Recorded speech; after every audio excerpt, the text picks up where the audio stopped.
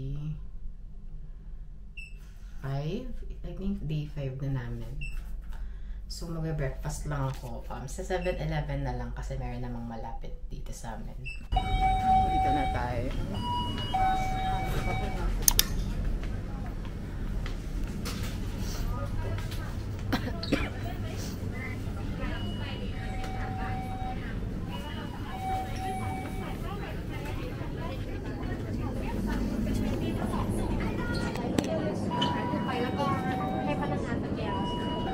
Mga egg, ito din eggs, boiled egg. May meatballs din sila.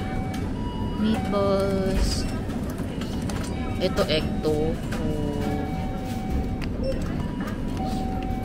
May fruits din sila dito.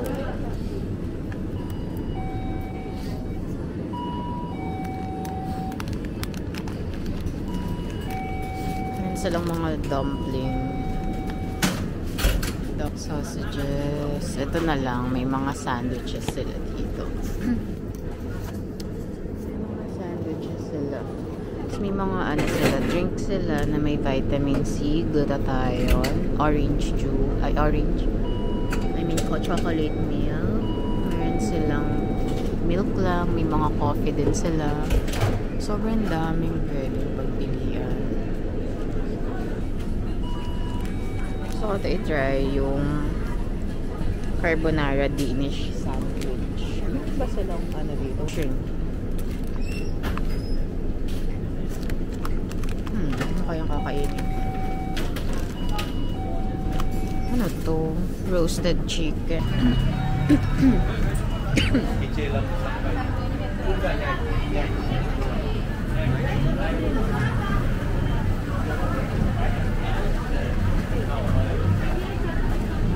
Since mahaba pa yung pila sa may 7-Eleven, bibili muna ako kay nanay ng tea. Hindi dito sa Pratonan kasi yung kanya 20 baht lang. Pag dun sa bandang dulo, alam niyo dun yung sa may pinaka marami ng bilihan ng damit, 25 baht na. Dito ako kay nanay bumibili. May papasok dito. Yan, may papasok dito. Tapos masarap yung parang lugaw dun sa kabilang side. Green tea, ice. Gagawin ni nanay yung tea.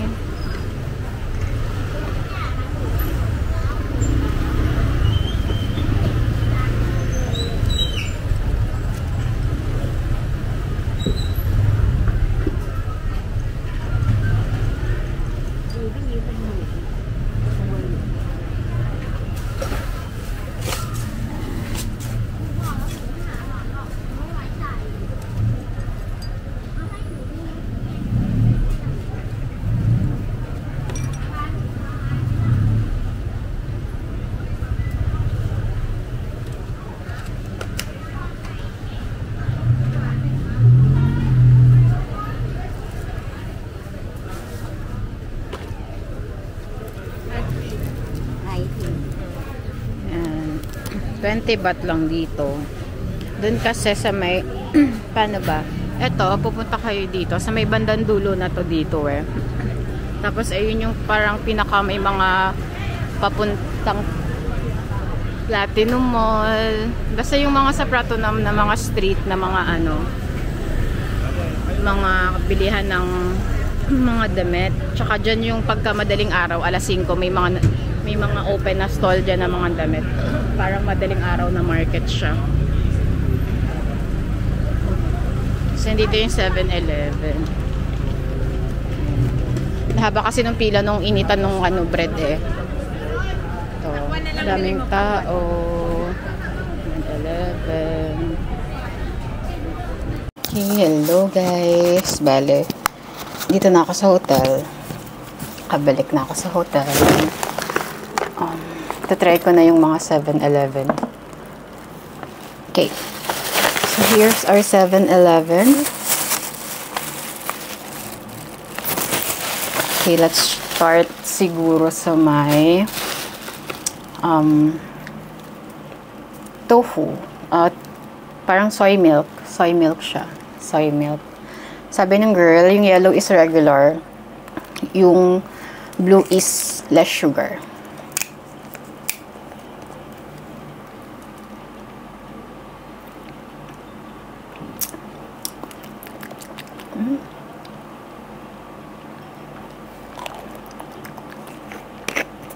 Para lang siyang soy taho na hindi siya super tamis. Not super tamis. Hindi ko sure kung yung blue is ano pala, less fat or less sugar. Not sure. Okay, and then yung mga bread sandwich. Pinatoast ko to sa kanila, kaya medyo nagantay ako ng matagal. Pinatoast ko pa to sa kanila. So first, tingnan natin kung anong flavor yung first. Ito siya.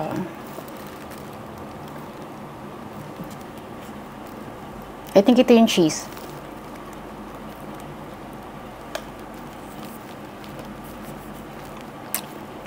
Masarap siya as far sa convenient food.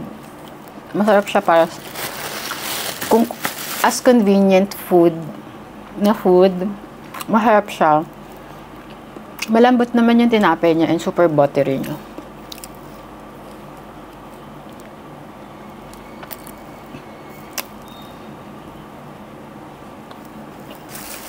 Binigay sa akin yung resibo. Pero parang ano ata ito, 38 baht. Okay, next. Ito ata yung carbonara Danish. Carbonara Danish. Ito ata yun. Ooh. Yan siya. Toasting.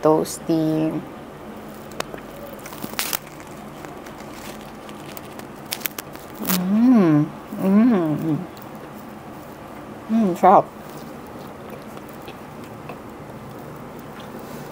Kita ba? Yan. Meron talaga siyang ham, tsaka yung sauce niya. May pagka-creamy.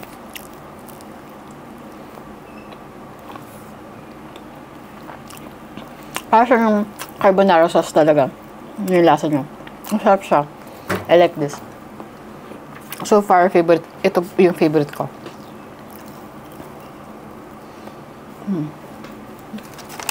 Okay. Drinks. So, meron silang mga ganito.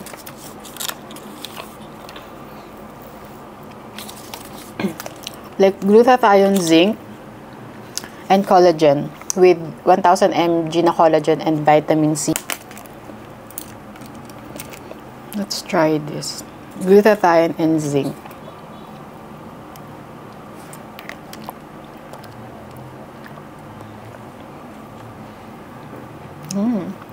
It's good. It's not super sweet. It's apple flavor.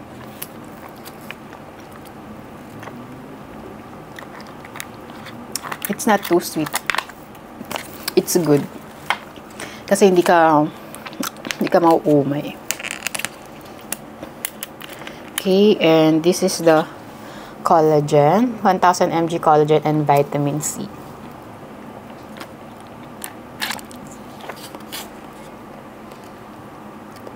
Tapos may jelly siya sa loob.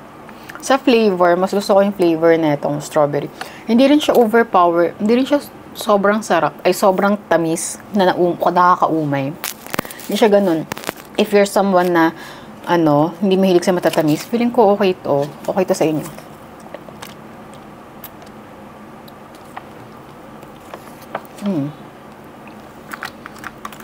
Okay. And, meron silang ganito. Butter bun. Icing butter bun. Kasi, diba, meron do sa After You, sa cafe. Yung sikat, parang sikat dito. Na pinipilahan, may line up bago ka, may waiting bago ka makapasok. So, gusto ko i-try kung yung lasa ba niya medyo same or ayan.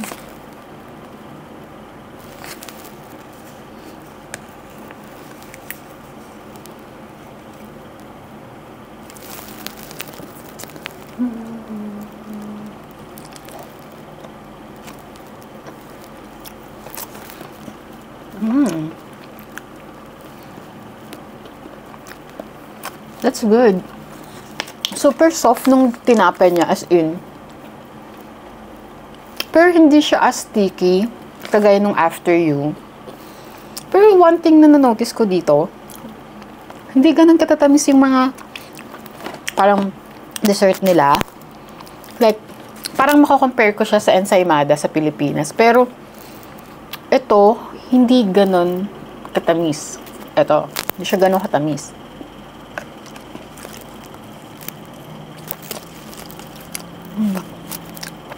Hindi siya ganun katamis. Sarap. Sarap siya. I mean, di siya so... Ako ba explain? Parang hindi siya katulad ng lasa ng nasa After You, pero masarap siya na sa sarili niya. If that makes sense. Parang ganun. In fairness. Tissue ba ako? Okay, and then, kumuha rin ako ng snack. Please. Tinanong ko yung girl if tom yum ba to? Tom yum. Sabi niya lang oo daw. Ewan ko kung tom yum talaga siya. And ito naman, yung truffle. Truffle lace. Truffle lace. Try ko muna tong parang tom yum.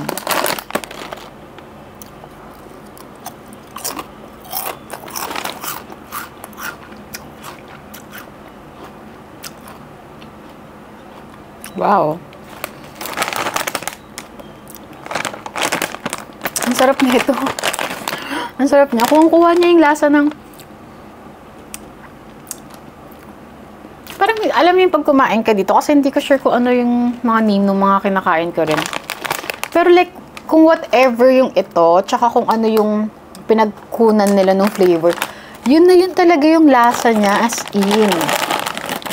Tingnan ko nga, search ko nga. Yung so nakalagay sa Google, ano daw to? Shrimp and seafood. Yung flavor niya. As in, sobrang sarap niya. Akala ko hindi ko magugustuhan.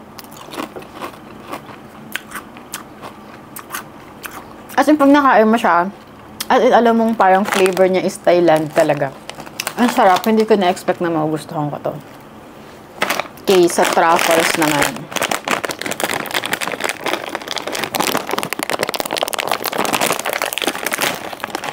Okay, truffles. Sarap. How good.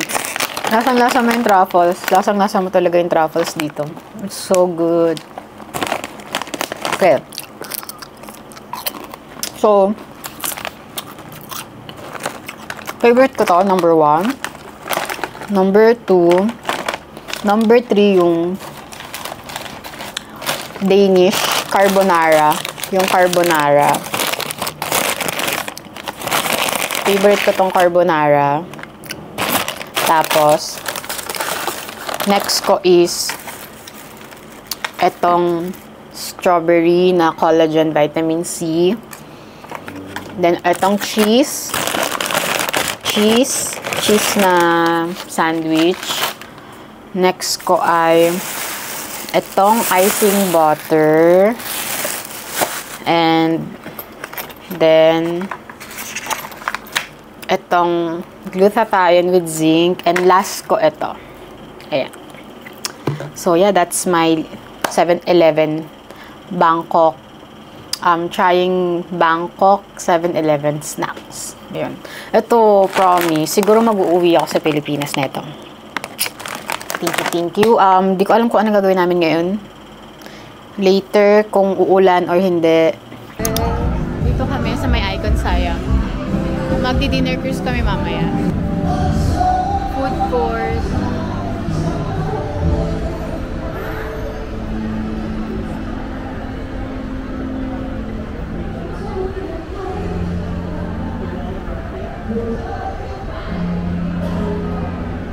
Hey guys, so dito tayo sa may Icon Sayang. 7th floor, Starbucks Reserve. Ang ganda ng area, super lamig. Pakita ko sa inyo. Ito yung area. Ayan. Starbucks Reserve. Parang nakita ko sa TikTok, meron daw ditong mga menu na wala sa mga ibang Starbucks. So, check natin. Parang ito, bago to. Exclusive lang siya sa Icon Siam. Exclusively Icon Siam. Ano kayang maganda? Lychee Earl Green Tea. May chai siya. Parang kakaiba to ah. So, yung mga exclusive na lang yung o-orderin ko. Ito, maganda. Meron siyang Earl Grey Jelly, Lychee Puree, Lychee Juice, Soda, and Chai Tea. Parang masarap din to. Kay nanay na lang to. Kay nanay to, tapos ito sa akin. Bale, ito, kay nanay ito. Ano to? Lychee Earl Grey Tea. And ito naman yung Ice Lychee Chai Tea with Earl Grey Jelly. And bruschetta na set. Ayun. Bale, ito yung bruschetta set. Ham, spinach, tsaka tuna melt. Gusto ko yung spinach.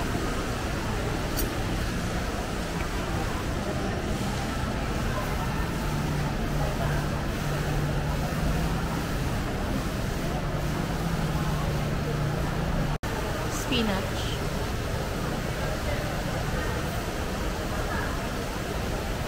Ito yata yung mga kasabay ko. Nang. Ganun. Ah? Dapat para sunuot mo rin. Dito. Dapat sunuot mo rin.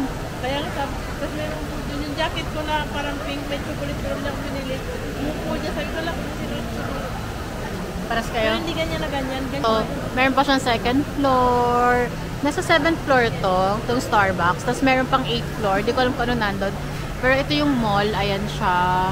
Meron silang parang pa-fountain. Ano ba tawag dyan? Yung parang sa Singapore. Yung, no, sa airport ng Singapore. May tubig. Kasi ito yung baba. Wait lang. Takot ako sa heights eh. Pero yan. Ayan siya. Daming tao. Grabe. Tapos dun sa ano, pinag-drop offan sa amin ng ano, ng Grab sa may parking. Puro Porsche yung nakapark. Ewan ko kung may-ari yun. Pero kasi may nakita akong Porsche dyan eh. Dealership na Porsche. So baka yun. Tapos marami siyang, may mga luxury ano din dito. Luxury na stores. Di ba na yun? Sa baba. Mayayaman na punta dito kasi mga suit nila. Sa baba. Yung babae kasabay natin kanina, no? Yung ano, yung naka-white lang siya, tapos nakakulit yung hair, tapos ang bango-bango niya. Simple lang pero alam mong ano, mayaman.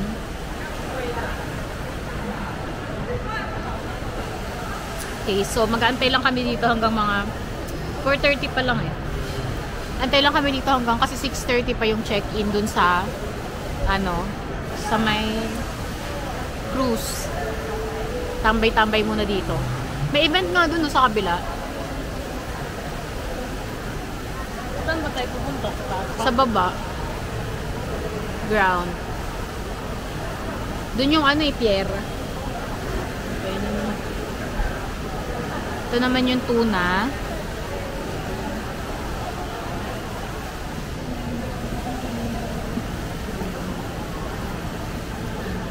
Hindi tayo makakarami nito mamaya.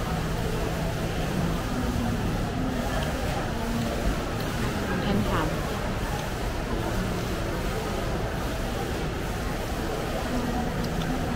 Bibinta din to sa ano, sa Canada yung ganito.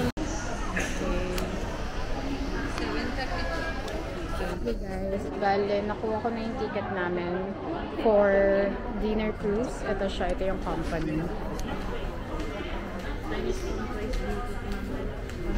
Kaya nga. Ayan. So, ito siya, para hindi kayo mahirapan. At yun yung ano, parang ground floor siya ng Icon Siam, yung maraming food court. Tapos papasok kayo dito sa parang ganitong area. Ito siya, papasok kayo dyan. Kukunin niyo yung ticket niyo dyan. Tapos 7:30 pa yung ano, yung departure time. Kaya nag-ano muna kami ng oras. Ano oras na sa'yo, Nay?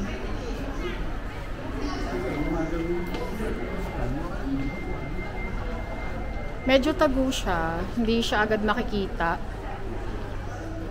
Yung area kung saan nyo kukunin yung ano.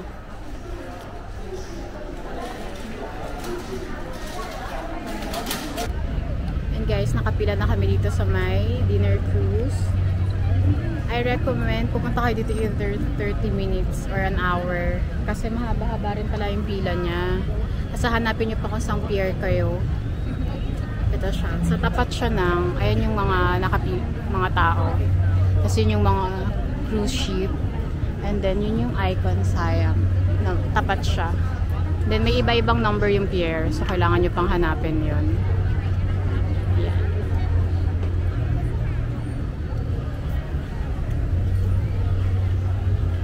We're here na. Ciao Praia Princess. Yay.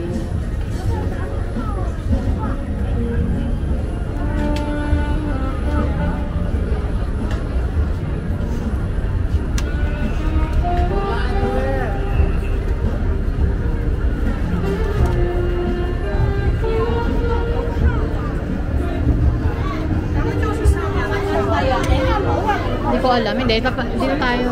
Lower 5 tayo. Ito yung mga food.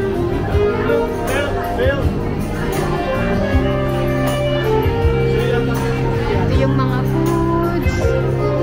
Nandito lang kami sa may lower. Kasi ito, hindi pa nila ina-open. Pero yan yung mga food. Yan. Yung mga food. Yan.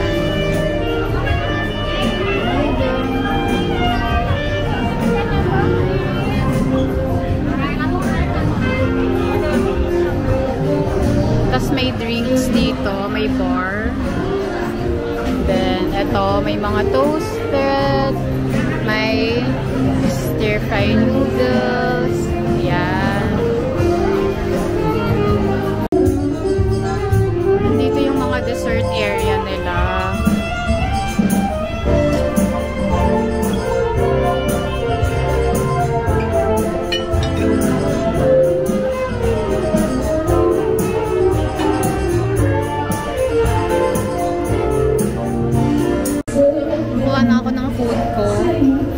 Kaya pwede kong kainin.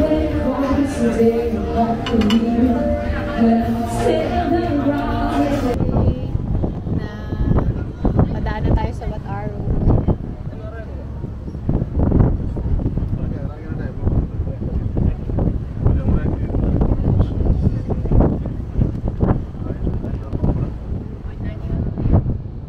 Parang na.